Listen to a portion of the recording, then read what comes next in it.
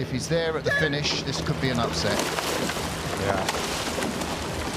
I think Zeidler is just going to want to get out ahead here and take control of this race. But we'll see if Jones can hang in there and try to assert himself at any point in this race. Well, Ollie Zeidler went off at 1:34 in the World Cup in Varese, I think in one of the heats of the semi-final. And he might have even done that in the final, which is a phenomenal time for a single. I don't know if you ever got close to that, Akil. Of course I did. No, as you said, that is definitely quite fast. And you know, I had the chance to talk to him earlier today as he went out for his practice, and he was just, you know, I'm going to just go out for a quick 20 minutes and sort of just get a nice rhythm and be ready for this afternoon. You know, when Ollie sculls like this, he's untouchable. And basically, to me, this is race over. You know, Trevor Jones has just been done off the start, and that's what Ollie Zeidler did in the World Cup in Varese. He did have a blip in the European Championships in Bled about 4 or 5 weeks ago. The lake was a little bit lumpy. He didn't like the crosswashes, and Bernard van Leeuwenhoek, the Dutchman, took gold in that event with Stefanos Tuskos, the Olympic champion, taking silver. Ollie had to settle for bronze. But he does come here for the water. He knows it's unsettling. He likes to practice in the water. And he said he's going to do all 3 World Cups this season, and the European Championships, and of course Henley, which is a fearsome program of racing. Yeah, that's a lot of preparation to take for the race season. Normally you'll take a break, you won't race one. At least to give yourself a chance to recharge. But, you know, he is a phenomenal athlete, and so I think he's up for the challenge. So there's Trevor Jones, born in Pointe-Claire, Quebec, but his hometown's Lakefield, Ontario. He's been working on his lean back, apparently.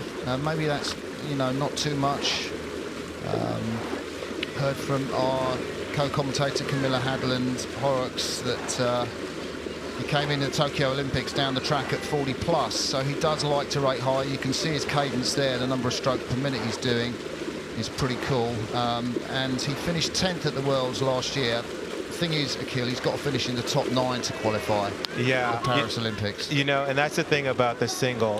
There is normally a lot of depth there, and you have standouts like Ollie Zeidler, but the rest of the field is there, and at any moment they can nip a spot on you. So Trevor Jones, the Canadian, on the right of the picture. Trevor's done pretty well, I have to say, after Ollie Zeidler's blistering start. And Ollie is sculling, like, you know, in the way that he likes to. His rate is high. You know, the Europeans, he was down at 34. He likes to go over at 38 strokes a minute. He's close to that now.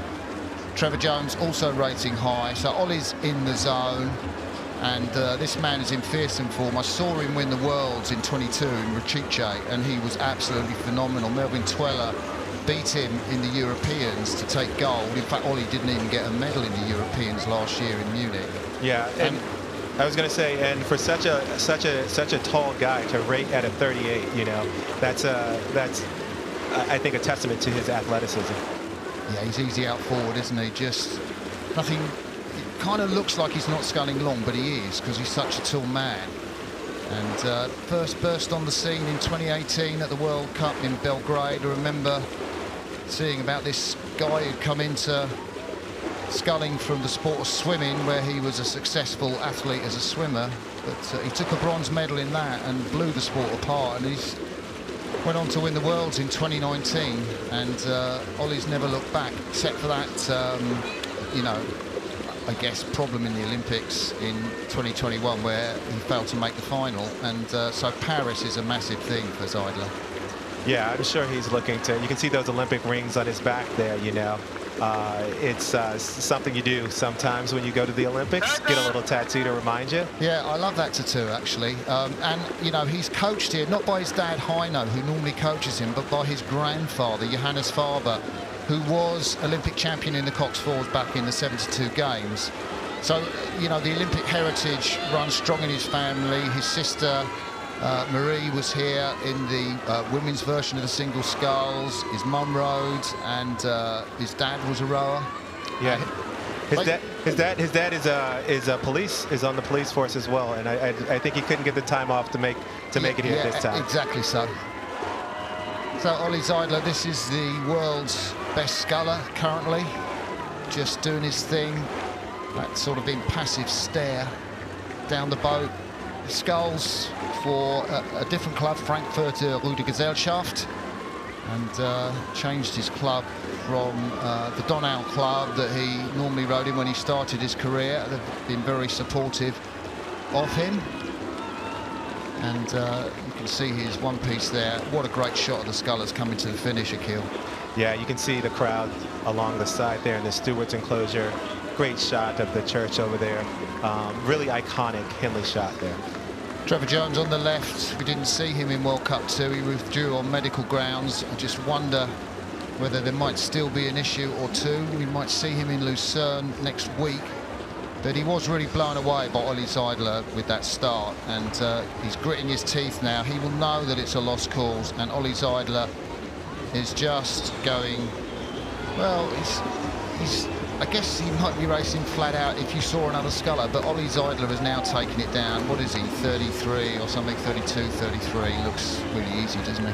Yeah, he looks like he's, he's done the work needed to get out ahead. And as we mentioned previously, I think he feels comfortable with the lead that he has. He's put Trevor Jones to the test, and Trevor Jones just couldn't hang in at that beginning. I love his baseball cap set backwards. I was never a baseball hat backwards kind of rower guy. I always like my cap forward or off.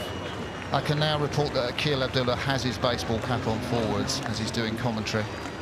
But Ollie Zeidler, his cap is most definitely backwards.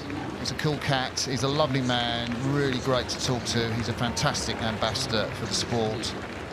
He is single-handedly really carrying the standard for German rowing after the men's 8, which normally carries the standard, has not been so good this year. Yeah, I really like he's willing to talk to anyone about the sport that comes up with, he's really generous with his time, which is, as you said, a great way to be an ambassador for the sport. So Ollie Zeidler, I look out now, he's got about 20 strokes to go to the finish. The crowd appreciating this exhibition of fantastic sculling. You can see the German colours, the black, red and gold on his blades as he comes past the steward's enclosure up to the progress board, which is kind of about, I don't know, 10, 15 strokes to the finish. Trevor Jones behind him. Ollie Zeidler is showing no mercy at all. He looks around. Yeah, the finish is coming soon, Ollie. There's Trevor Jones.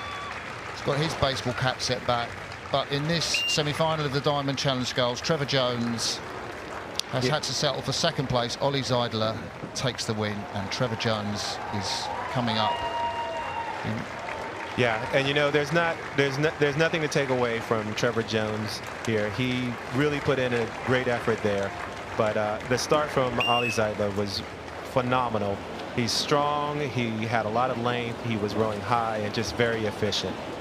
Confirmation, Zeidler beat Jones, and he will see who he will race next